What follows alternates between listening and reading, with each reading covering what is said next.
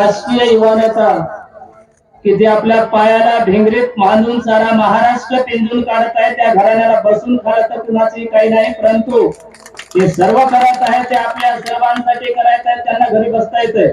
बाबासाहेब ज्या पद्धतीने घरी बसले नाही त्या पद्धतीने बाळासाहेब सुद्धा बसले नाही, आणि बाळासाहेबांचं अपत्य सुद्धा या ठिकाणी घरी बसलेलं आहे. थोडं आपल्या काळजाच्या देशाला विचार करा.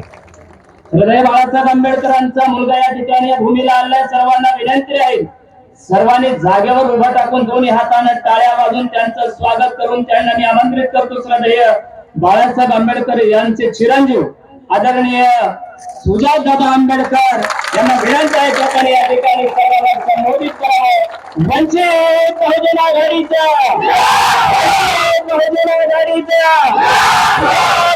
आंबेडकर तुम आगे बढ़ो, आंबेडकर तुम आगे बढ़ो. युवकाचं प्रेरणास्थान, आधारस्थान आदरणीय सुजातदादा आंबेडकर यांना विनंती आपण या ठिकाणी या जनसमुदायाला संबोधित करावं.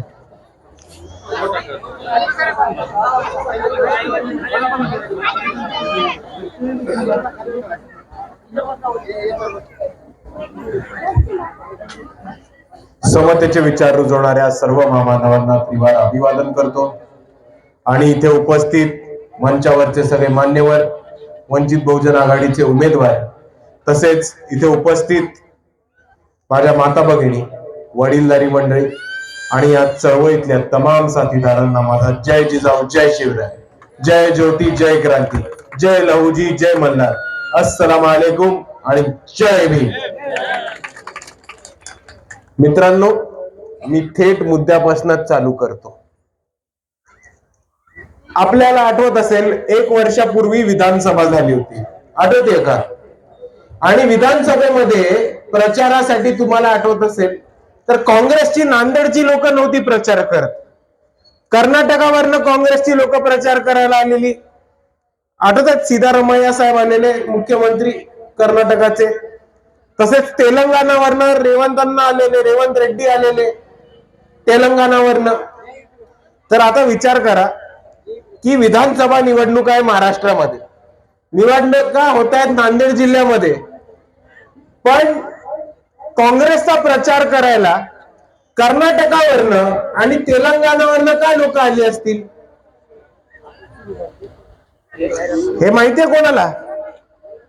का कोणी सांगू शकतं की विधानसभा 2024 मध्ये काँग्रेसचा प्रचार करायला कर्नाटक आणि तेलंगणावरनं का लोक आलेली? ती एवढ्यासाठीच आलेली कारण काँग्रेस नांदेड हे अजूनही अशोक चव्हाणसाठी काम करतं आणि नांदेडचं काँग्रेस ही भाजपची बी टीम आहे, म्हणून त्यांना प्रचारासाठी बाहेरनं लोक बोलवायला लागली. आणि हे दृश्य आपल्याला दिसलं. आणि हेच दृश्य आज आपल्याला आपल्या नगरपंचायतीच्या, नगरपालिकेच्या निवडणुकीमध्ये सुद्धा दिसतंय. की आपण सर्वांनी बघितलं असेल, 1 महिन्यापूर्वी वंचित बहुजन आघाडीचे फारुख सर, शिवा नरंगे यांनी एक प्रेस कॉन्फरन्स घेतली आणि त्या प्रेस कॉन्फरन्स मध्ये म्हटलं होतं की वंचित बहुजन आघाडी आणि काँग्रेसची युती झाली, आठवतं आपल्याला? आणि त्याच्यामध्ये हे सुद्धा म्हटलं होतं की वंचित बहुजन आघाडी आणि काँग्रेसची युती ही समान पातळीवरती होईल, स्वाभिमानाची युती होईल आणि 50-50% जागा वाटप होईल. आठवतंय तुम्हाला? आणि आज परिस्थिती काय? वंचित बहुजन आघाडीचे 3 उमेदवार उभे आहेत आणि ह्या तिघांच्या विरुद्ध आपल्याला दगाफटका करून, पाठीत खंजीर खुपसून काँग्रेसने यांच्या विरुद्ध उमेदवार दिले की नाही दिले? दिले. आता जेव्हा जेव्हा लोक म्हणतात की बाळासाहेब आंबेडकर काँग्रेस बरोबर काय युती नाही करत, बाळासाहेब आंबेडकर ह्या हलकट काँग्रेसशी याच्याच मुळे युती नाही करत की ते युतीचा नाटक करतात, युतीचं ढोंग करतात आणि जिथे वंचितांचे उमेदवार उभे राहतात तिथे बरोबर काँग्रेस आपल्या विरोधात उमेदवार उभे करते आणि वंचितांना पाठीत खंजीर खुपसून पाडायचं काम करते. पहिले त्यांनी भंडारामध्ये बाळासाहेबांशी हेच केलं होतं. त्यांनी दक्षिण मध्य मुंबईमध्ये बाबासाहेबांशी सुद्धा हेच केलं होतं. इतके वर्ष त्यांनी बाळासाहेब आंबेडकरांची अकोल्यामध्ये हे केलं. भैयासाहेब आंबेडकरांना नांदेडमध्ये पाडलं तर काँग्रेसनी पाडलं, आणि आता तितका पोट भरलं नाही तर साध्या नगर परिषदेच्या नगरसेवकाच्या उमेदवारांच्या विरुद्ध सुद्धा काँग्रेसनी उमेदवार उभे करून वंचितांच्या आणि इकडच्या आंबेडकरवाद्यांच्या पाठीमध्ये खंजीर खुपसायचं काम काँग्रेसने परत केलं आहे. आणि मित्रांनो, मला सांगा, ज्या वेळेस आंबेडकरवादी चळवळ उभी राहिली तेव्हा तेव्हा काँग्रेसने पाठीत खंजीर खुपसली. जेव्हा जेव्हा वंचितांचे उमेदवार उभे राहिले तेव्हा काँग्रेसने धोका दिलाय. जेव्हा जेव्हा बौद्ध उमेदवार उभे राहिलेत, आंबेडकरवादी उमेदवार उभे राहिलेत, तेव्हा काँग्रेसने परत दगा फटका केलाय. अशा काँग्रेसला आपण सोडणार आहोत का? आणि आपण हे ठरवायचंय की ह्या निवडणुकीमध्ये भाजपला तर हरवूच, पण भाजपची जी बी टीम आहे, जे अजून नांदेडची काँग्रेस अशोक चव्हाण चालवतात, यांचा सुद्धा सुपडा साफ केल्याशिवाय थांबायचं नाही. कारण ह्या हरामखोरांना अशी अक्कल येणार नाही. जोपर्यंत यांचे 10-12 लोक तुम्ही घरी बसवत नाही, जोपर्यंत यांचे आमदार खासदारकीचे लोक पाडत नाहीत, तोपर्यंत या काँग्रेसला अक्कल येणार नाहीये. ही परिस्थिती आपण सर्वांनी समजून घ्या.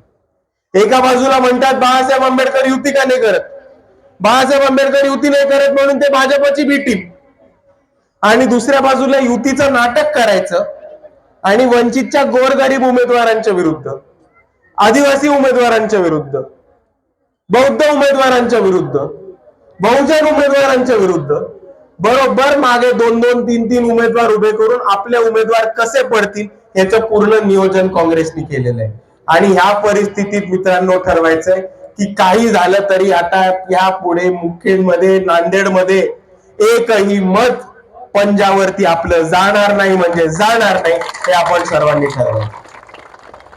कारण खूप झाले दगा फटक्याचे दिवस. ही स्थानिक स्वराज्य संस्थेची निवडणूक आहे. आमची अशी आशा होती की इकडनं वंचित बहुजन आघाडी युतीमधनं तळागाळातले कष्ट करणारे, गोरगरीब, मेहनती असे उमेदवार वंचित बहुजन आघाडीचे निवडून येतील काँग्रेसच्या युती बरोबर. पण काँग्रेसची सरंजामी वृत्ती परत आड आलेली आहे आणि जिथे जिथे वंचितचे उमेदवार उभे केले तिथे काँग्रेसनी पाठीमध्ये खंजीर खुपसले, हे आपण सर्वांनी समजून घ्या. आणि हीच काँग्रेसची रणनीती आणि हीच काँग्रेसची राजनीती आज काँग्रेसला संपवत चालली आहे, हे सुद्धा आपण सर्वांनी समजून घ्या. बिहारमध्ये नुकताच भाजपने एक खूप मोठा विजय मिळवला. तिथे काँग्रेसने आडमोठेपणा केला आणि 50-50च्या सीट मागितल्या आणि आरजेडी म्हणजे लालू प्रसाद यादवांची जी पार्टी आहे, तेजस्वी यादवांची, त्यांच्याकडनं जास्तच्या सीट मागून घेतल्या. आजही जर तुम्ही वोट शेअर बघितला तर नितीश कुमारांच्या पार्टीला 70 लाख वोटिंग आहे, भाजपला 80 लाख वोटिंग आहे, पण 1 कोटीपेक्षा जास्त मतदान हे आरजेडीने घेतलंय. पण तरी काँग्रेसने आडमोठेपणा करून आरजेडीला खूप कमी सीटा दिल्या आणि त्याच्यामुळे भाजपच्या घशामध्ये बिहारचं राज्य गेले आणि लालू प्रसाद यादव आणि त्यांचा पोरगा तेजस्वी यादव यांना मोठा पराभव सामोऱ्याला झाला. आणि इथे पण आपण काँग्रेसची जेव्हा 50-50% युती केली होती तेव्हा जेव्हा काँग्रेस दगा फटका करतात तेव्हा हे आम्ही गृहीत धरतो की ह्या पक्षाला युती धर्म पाळता येत नाही आणि ज्यांना युती धर्म पाळता येत नाही त्यांच्या बरोबर वंचित बहुजन आघाडी कधीही बसत नाही, हे आपण सर्वांनी समजून घेतलं. आणि दुसऱ्या बाजूला ही बाळासाहेब आंबेडकरांची भूमिका राहिलेली आहे. त्यांच्या आयुष्यभरामध्ये त्यांनी हे स्वाभिमानी राजकारण केलंय की ते स्वतः पडले तरी चालतील. अकोल्याच्या सीटसाठी त्यांच्या मतदारसंघामध्ये कधी त्यांनी तडसोड केली नाही, एवढ्यासाठीच की त्यांचा कार्यकर्ता आणि वंचितचा कार्यकर्ता हा स्वाभिमानाने जगावा आणि स्वाभिमानाने पुढे यावा. पण इथे जर काँग्रेस दगा फटका केला असेल तर या काँग्रेसवाल्यांना शेवटचं सोडतो की तुम्हाला नांदेडमध्ये हद्द पार केल्याशिवाय वंचित बहुजन आघाडी राहणार नाही, हे इकडच्या काँग्रेसवाल्यांनी समजून घेतलं पाहिजे. आणि दुसऱ्या बाजूला वंचित बहुजन आघाडीचे जे उमेदवार होते तिथे काँग्रेस उमेदवार उभे करणार आणि म्हणणार मैत्रीपूर्वक लढत आहे. आणि 300 सीटांपैकी 300 सीटांपैकी 4 किंवा 5 फक्त वंचित बहुजन आघाडीला सीटा सोडल्या. आता मला सांगा, तुम्ही याला युती म्हणणार का तुम्ही याला भीक म्हणणार? आणि आता तुम्ही मला सांगा, बाळासाहेबांचे स्वाभिमानी कार्यकर्ते आणि बाळासाहेबांचे स्वाभिमानी सैनिक म्हणून, की हे भीक घ्यायचं आपण का स्वतःच्या पायावर लढायचं? भीक घ्यायचं का स्वतःच्या पायावर लढायचं? आणि म्हणून आपला हा नारा आहे की आपल्याला भीक नको सत्तेची, आपल्याला सत्ता हवी आहे ती आपल्या हक्काची. आणि त्याच पद्धतीने आपण पुढे जाऊ, पूर्ण ताकदीने निवडणुकीमध्ये उतरू. आपल्यामध्ये जे उमेदवार आहेत ते सक्षम उमेदवार आहेत, जिंकून येण्याच्या परिस्थितीमध्ये उमेदवार आहेत. आणि मी आपल्या सर्वांना एवढंच सांगतो की एकही खासदार नसताना, एकही आमदार नसताना, एकही मंत्री संत्री नसताना वंचित बहुजन आघाडीचे कार्यकर्ते नेहमी आपल्यासाठी लढत राहतात, धावत राहतात. आणि इकडच्या व्यवस्थेच्या विरोधात, इकडच्या प्रस्थापितांच्या विरोधात एक बंड पुकारून आपल्या सर्वांसाठी एक ढाल आणि कवच कुंडल म्हणून इकडचे वंचित बहुजन आघाडीचे उमेदवार नेहमी राहतात.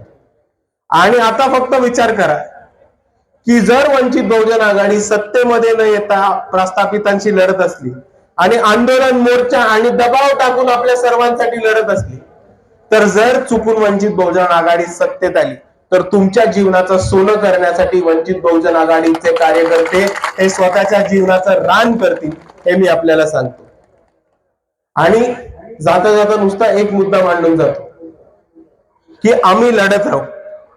इकडच्या वंचितांच्या, गोरगरिबांच्या, शेतकऱ्यांच्या, कष्टकऱ्यांच्या, बहुजनांच्या, आदिवासींच्या, बौद्धांच्या, दलितांच्या सर्वांच्या न्याय आणि हक्कासाठी लढत राहू.